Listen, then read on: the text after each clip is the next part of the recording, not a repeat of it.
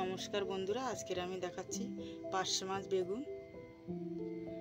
এখানে আমি তিনটে বেগুন কেটে রেখেছি। ছোট সাইজের বেগুন তিনটে আছে। আর এখানে 400 গ্রাম পার্শে মাছ আছে। কড়াইটা বসিয়েছি, কড়াইটা গরম হয়ে গেছে। এবার আমি তেল দিয়ে দেব, সর্ষের তেল। এবার আমি মাছে নুন হলুদ মাখিয়ে নেব। মাছে আমি নুন হলুদটা ভালো করে মাখিয়ে নিয়েছি। এবার কড়াইতে তেল দিয়েছি, তেলটা গরম হয়ে গেছে।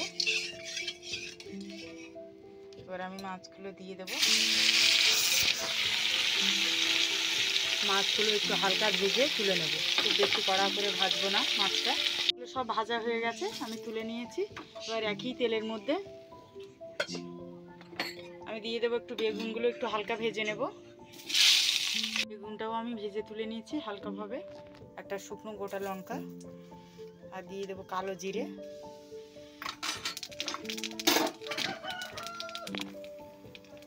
একটা কাঁচা লঙ্কা চেরা দিয়ে দেবো। আমি এখানে 8 দানা দিয়েছি, টমেটো দিয়েছি। বেশি টমেটো দিয়ে আপনারা চাইলে বেশি টমেটো দিতে পারেন। এখানে দিয়ে দেবো 1 চামচ আদা বাটা।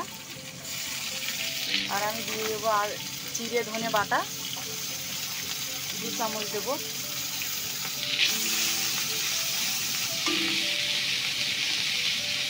দিয়ে আমি একটু মশলাটা কষিয়ে নেব। দিয়ে দেবো একটু হলুদ, দিয়ে আমি একটু ভালো করে কষিয়ে নেবো। একটু জল দেবো এখানে মশলায়।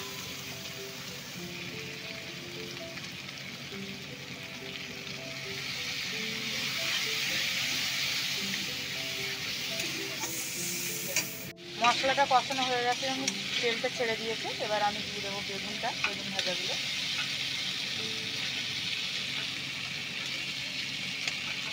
এটা একদম আমি হালকা ভেজেছি, তো আমি একটু অল্প লবণ দিয়েছি, সেটা দেখানো হয়নি লবণটা। একটু লবণ দিয়েছি, আপনারা চাইলে লবণ না দিতে পারেন বেগুন ভাজা। মশলায় লবণ দিয়ে দেবো পরিমাণ মতো লবণ। এবার আমি জল দিয়ে দেবো।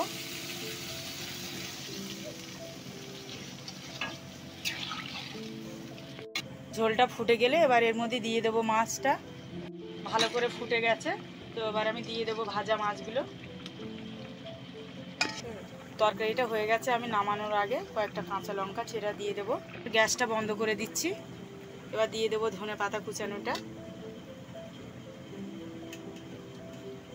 খুব বেশি মশলা নয়, একদম হালকা মশলা, পাতলা ঝোল। পার্শে মাছ দিয়ে বেগুনির ঝোল রেডি। একদম পাতলা, কোনো বেশি মশলা নয়। আপনারা দেখুন পুরো ভিডিওটা।